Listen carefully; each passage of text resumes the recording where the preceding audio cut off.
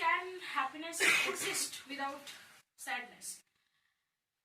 If as we are not in the practice of spirituality, so practically speaking, that if we want to feel the happiness, we need the sadness, because if we have after a certain period of time of when your darkest time you are in, so after when you are getting something good, or you are feeling the happiness, the feeling will be more effective, because when you are getting something so easily day by day, and you are not trying to face you are not facing the problems, you are not even want to face those problems, and you are just bypassing those problems, and you are ignoring them. So I think you won't be able to value that thing which is giving you happiness. And happiness and sadness, these are two states of mind, I think. And excuse me, you have said that we are not spiritual beings. But Vedanta says that first you are a spiritual being, after that you are a human being.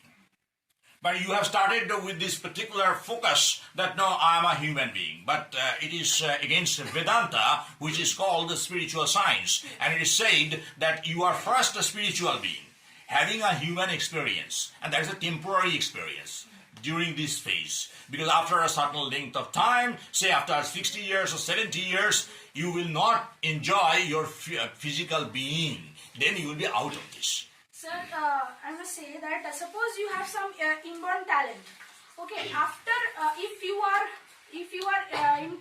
not in touch of practice, you will just means what to say? You will spontaneously just lose that talent, I think, without practice. So when you are inborn talent. Yes, something is inborn. Excuse me. Birth and death are nothing but the punctuation marks. Okay? So you are talking about the punctuation marks only?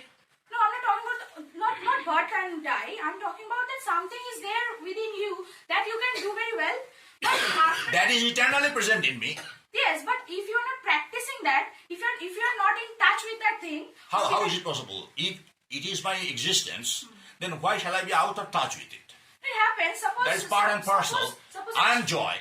I am joy. I can't be separated from joy because I am joy. Exactly like fire and its heat. Can you separate heat from fire? You cannot. If you divorce heat from fire, then fire no more exists. They are interrelated in such a manner that you cannot separate them. So joy and I are equally interrelated. So you cannot separate me from joy. That's my nature. That's why there is the saying that in our Sanskrit literature, Sanskrit scripture, that when you are actually a spiritual being, you know only joy, but when you transform yourself into a human being, then generally you are subject to all these emotions and feelings. Otherwise not. But this spirituality what we have within us, but we are not trying to get that thing from within. So how to say that we are spiritual beings simply and we don't need sorrow to enjoy that happiness? It's not practical, I think. Why not? Because we are not habituated to this matter that we are spiritual beings. At first we think that we are human beings. We are habituated, but we try hard from our very childhood to dissociate from that idea. A child is ever happy. A baby after birth, you see unnecessarily playing and laughing, smiling. Why? You look at the baby and you don't understand why the baby is smiling. But the baby is going on smiling. Because that is the real form of the baby, real existence of the baby.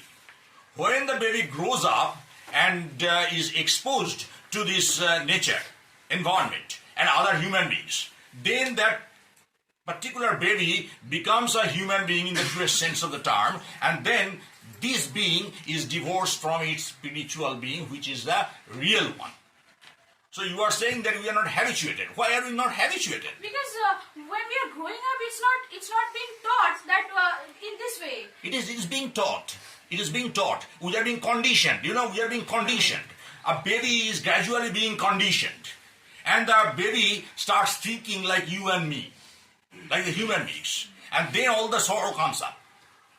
not before that. A baby doesn't know what sorrow is.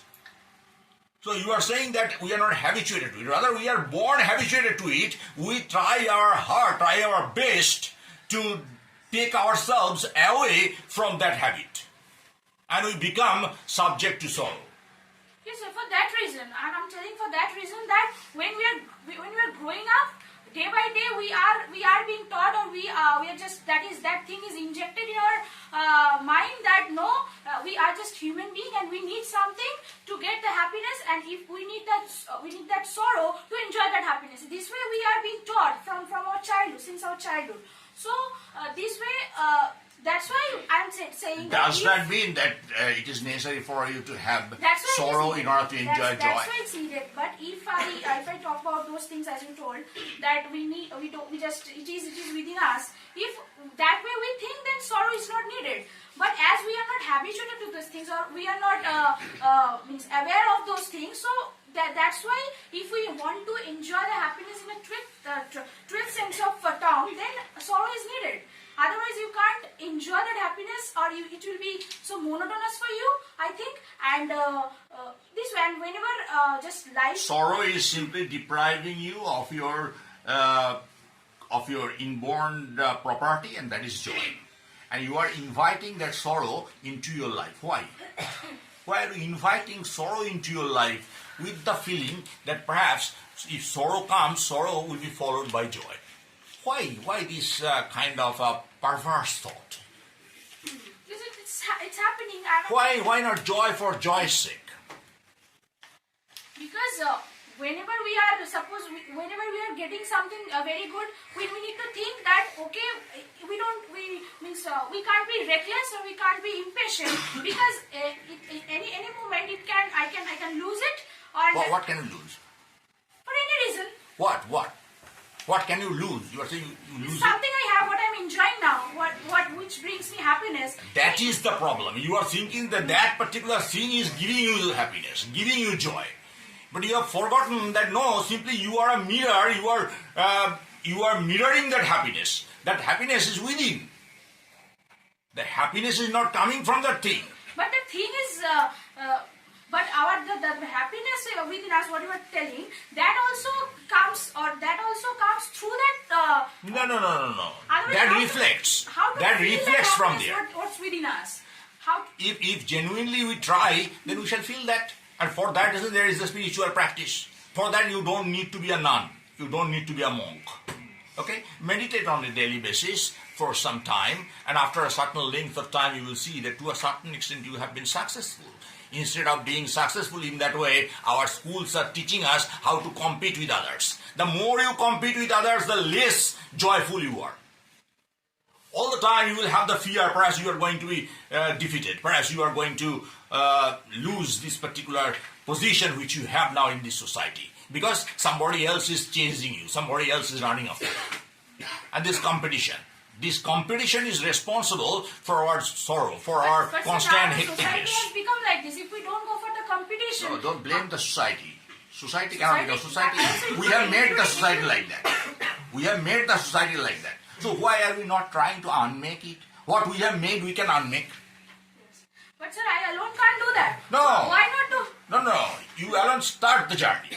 You will find a lot of people following you after that. But we are not ready to start that journey. We are not ready to take the initiative. You are saying that who will take the initiative? Who is to bail the cat? This is the problem. Why are you not the first person to bail the cat? Then you will find a lot of people behind you. Everybody is thinking this way. I want a torch bearer. So you become the torch bearer. And then you will find a lot of your brothers and sisters following you. And she can be the Prime Minister. Of the spiritual world, obviously. But nowadays happens is totally opposite. When we are not doing that, then everybody follows. So we are trying to deprive ourselves of the true joy. So for that reason, we don't need any sorrow in our life. But sir, I think whenever I am not aware of that, or I am not being able to, till now, to find... No, I am trying to make you aware, but you are saying that no, I shall not be aware. Then nothing can be done. I will be, but as now, right now, to speak, for speaking this means for just trying to focus on the subject matter, as right now I'm not. So for that reason, if I need to see something for the happiness, then I need sorrow, obviously. Srinnantu Vishre Amritasya Putra. So we are all the putras of Amrita. That means we are the immortal, we are the children of the immortal bliss. When you are saying Srinnantu Vishre Amritasya Putra, Aye Dhamani Dibbani Tastu, Vedahumetang Pushang Mahantang, Aditya Varanang Tamusa Parastat. Tameva Vidittua Otim Littumeti, Nayannapanta Viddate Ayanaya. No other way is there. So only one way is there. You are joy, you are always joy. If you try also, you cannot transform yourself into sorrow. But we just we place a kind of film in front of our eyes. And we want to see through that film. So everything looks a little dark. But if you strip that particular film, you will see that everything is bright. That is the story of it. That you are the shining one, okay? Don't forget. You are thinking that I'm not. If a mirror... But sir, this is a practical thing, that when you are in a dark place, after being there for a few hours or a few minutes, when you are going outside, it will be brighter. That is because you have gone into the dark. Even that is because you have gone into the dark. Why will you choose to be in the dark? To enjoy it in a better way, because when it is somewhat like masochism or sadism. Masochism in the sense, sometimes you will see you torture yourself. We torture ourselves. What's that? What's that? Masochism. Sorry? MASOCHISM. So this masochist and sadist, there are two types of people. One enjoys punishing oneself, himself, and another enjoys punishing others. There are some masochists who generally torture themselves in order to feel joyful. This is a kind of mental disorder. And you are saying that you invite that mental disorder. You are saying that if I go into the dark, why in the first place will you go into the dark? Why will you have the desire to go into the dark? And if you have the desire to go into the dark... No, I don't have the desire. But I'm telling you, it happens. Whenever you are just enjoying something... It happens, you are saying, because you are conditioned that way. You are conditioned and you have been exposed to such things for a long time. And that's why you have started thinking this way. If you live underworld, since your birth you have been living underworld, then you will see everything in the view of an underworld dweller. You will not be able to think like others who are living in the bright places. So you are trying to habituate yourself to darkness, whereas your internal property is joy. You understand what I say? So should we say all the time that yes, sorrow is necessary in order to feel the joy? Sir, don't you feel that crucifixion of Jesus the Christ was filled with sorrow? This is allegorical, metaphorical, like the battle in the Gita, in the Mahabharata. That battle is not to be taken as the battle as we see the war being fought between two countries. Not like this. This is a battle, internal battle, fight between the good and the evil. That is constantly going on. You will think of something evil and you will think of doing that. But that little being within will tell you, hey, you are going to do something wrong, and that is Sri Krishna. Sri Krishna will tell. Then at last you get angry and tell Sri Krishna, I enjoy doing that. Then Sri Krishna becomes silent. Why become Duryodhana? Obviously. These are all just metaphors and nothing else. Allegorical. Do not take it at face then. Go deep into it and think. Yes, she is saying that I want to go into the darkness in order to feel the joy. Why should you have this perverse joy, perverse idea? I want to go into that. Sadistic pleasure. You will see some people enjoy beating themselves. They're psychiatric patients. They injure themselves.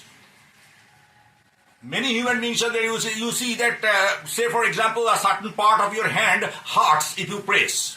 If you press little, you'll feel a kind of pain there. And unknowingly, you will go on doing that. Yes, human beings do that. Because of this nature of a masochist. I'm pressing this. Why am I pressing this? I know that this part hurts. But I want to feel. After some time, okay, let me see. I press once again. But when it Perversion. when it got cured, when it gets cured, then we can be so happy. Then after getting the pain, That is because you have got the pain. Now the question is that why should we invite the pain? Why should we invite the pain? You understand what I say? Not necessarily invite the pain. So when you are neither moved by joy nor by sorrow, that is the perfect perpendicular state in which you will always feel that Satchidanand condition, state. Thank you very much. Carry on.